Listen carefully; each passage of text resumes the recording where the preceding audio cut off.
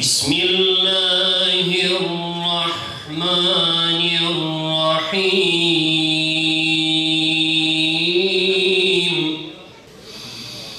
Laqad ja'akum rasulun min anfusikum azizun alayhi ma anittum harisun alaykum bil mu'minin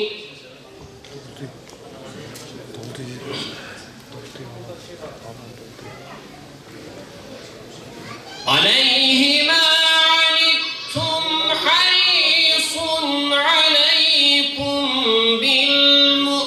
بالمؤمنين رؤوف رحيم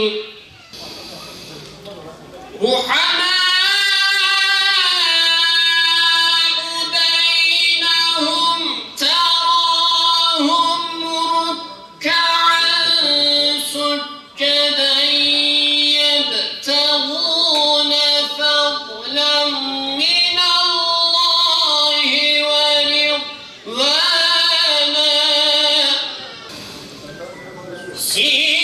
سيماهم في وجوههم من أثر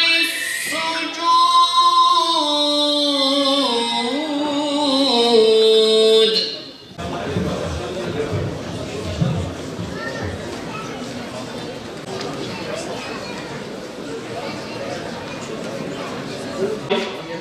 Muhterem Diyanet İşleri Başkan Yardımcım, Başsavcım, Sayın Rektör Vekilim, Sayın Vali Yardımcılarım, Sayın İlçe Belediye Başkanlarım, Sayın İlahiyat Fakültesi Dekanım, Neler kadar bir zulmün içinde çırpınırken insanlık, hakikati unutmuş gönüllerde alabildiğine karanlık.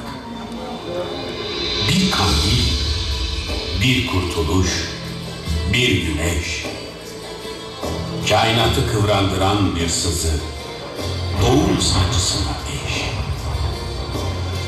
Dağlar, taşlar ve yıldızlar, bütün canlılar seni bekler, gel ya Resulallah.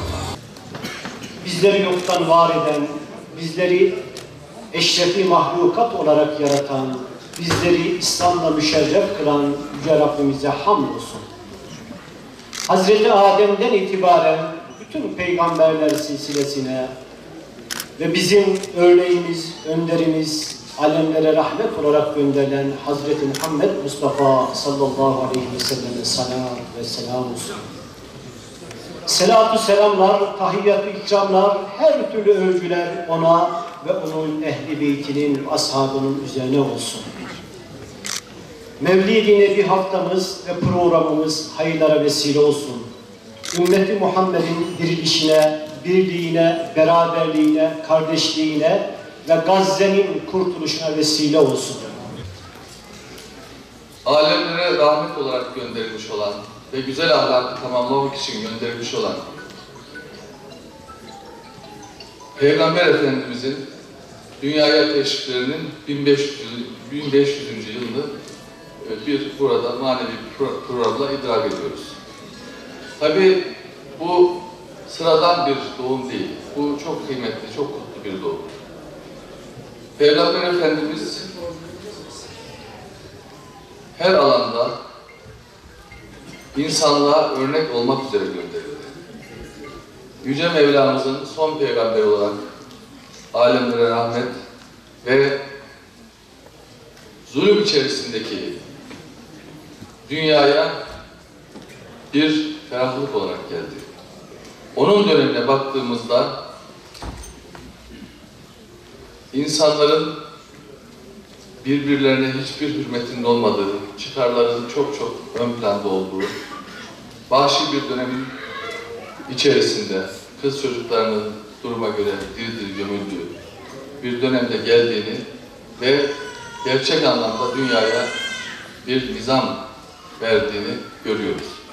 İşte o asırlar öncesinden gelen bu ses bizim de gönüllerimizde mutlaka yer ediyor. Bu çerçevede tabii bu sene aile yılı, Cumhurbaşkanlığımızın onayıyla aile yılı olarak kutlanıyor. Peygamber Efendimizin her alanda olduğu gibi aileyle ilgili de çok kıymetli sözleri var. Şimdi ben bu kadar kıymetli din görevlimiz varken bunlara girmem doğru olmaz ama bir cümleyle söyleyecek olursak diyor ki sizlerin en hayırlısı diyor, ailesine iyi davranan hayırlı olandır diyor.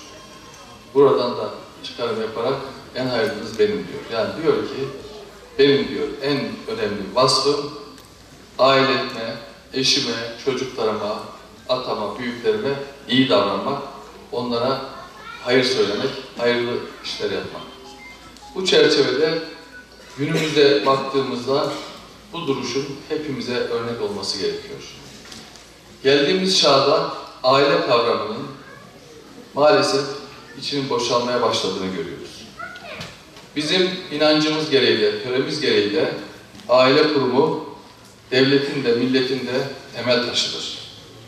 Aile kurumunu yıpratmak için bilinçli bilinçsiz yapılan saldırılara karşı işte biz de peygamber ahlakını inşallah örnek alarak direnç göstermek zorundayız. Çocuklarımıza, genç nesillere örnek olmak zorundayız. Aile problemlerinin temelinde bir doymayan nefis problemi var. Azgın nefis problemi daha çok maddi konularda, daha çok daha fazlasını isteyen, daha eşyayı putlaştıran bir nefis problemi var. 2, medya problemimiz var. 3, moda problemimiz var. Bunlardan birkaç cümleyle bahsedeyim. Efendimiz Aleyhisselatü Vesselam'ın bize bırakmış olduğu mirasta eşya, insanın hayatını idame ettirecek kadar gerekli, onun dışında önemsizdir. Ben istesem Allah sağımda ve solumda altından ve gümüşten dağlar yaratırdı ama ben istemiyorum buyurandı Peygamber Aleyhisselam. Kıymetli hanımefendiler, babalar, anneler, çocuklarımız ya bir hafta kala düğüne gelinliğin modelini beğenmediği için çamaşır makinesinin markasını, halının tipini, perdenin şeklini beğenmediği için evlilikler bozulur mu? Nişanlar bozulur mu? Yüzükler atılır mı? Problem var, bakışımızda problem var. Dünya algımızda problem var. Zannediyoruz ki dünyada ebedi kalacağız. Ne etkisi? Recep'in etkisi. Yani medya. Toplumda 1 milyonda bir bile gözükmeyen en ahlaksız problemleri oturtturmuş karşı karşıya. Kadınlardan özellikle çok özür diliyorum. Bir kadın konuşuyor karşısındaki de resmi kocası. DNA testi yaptırdım, 2 çocuğum da senden değilmiş o olsun diyor. Bu gösterilir mi? Allah'tan korkmaz mısınız siz? Azıcık insafınız, azıcık vicdanınız, azıcık imanınız yok mu? Bu nasıl gösterirsiniz?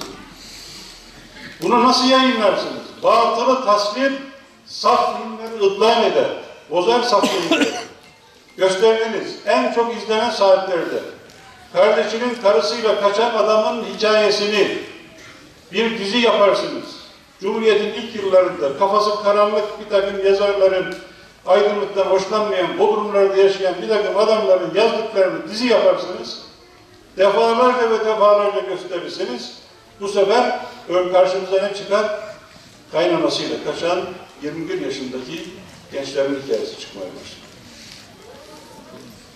Buna bir şey demek gerekiyor. Yani buna kalbimizle bir şey demek gerekiyor.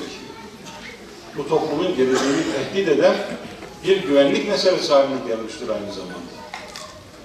Bu vatandaki yaşayışımızı, bağımsızlığımızı tehdit eden bir güvenlik meselesi haline gelmiştir. Din meselesi olması, iman meselesi olması ayrıcadır, önemsiz değil. Ama onların yanında bizim varlığımızı tehdit eder hale gelmiştir. Buna bir şey demek gerekiyor. Müminlerin kendi evlerini bu tehlikelere karşı koruyacak tedbirler alması gerekir, almamız gerekir. Bak biz farkında olmadan Şaban vereceğim örneğin onun için verdim. Bizi değiştiriyor. Bizi de hepimiz gördük. Hala İnek Şaban filmlerini biliyoruz. Ama ben de çocuklarım ismini Şaban koymadım. 3 oğlum, bir tanesi. Belki de onun etkisiyle koydum. Bizi değiştiriyor, bizi dönüştürüyor.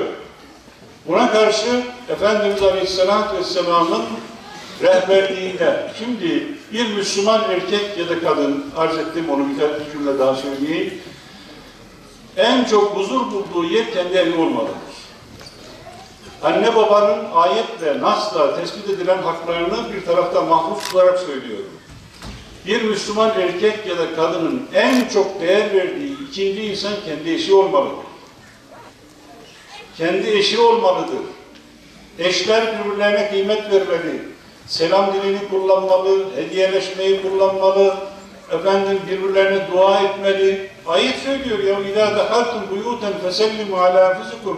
Evlere girdiğiniz zaman kendinize selam verin diyor Cenab-ı Hak Celle Celaluhu. Ev halkına selam verin diyor. Selamla girin diyor. Teşekkür ettiriyor. Sevdiğinizi söyleyin diyor. Bütün psikolojik hastalıkların temelinde değersizlik hissi vardır diyor psikiyatristler. Değersizlik hissi. Kendisini değersiz gören kadın ya da erkek başka şeyler arıyor.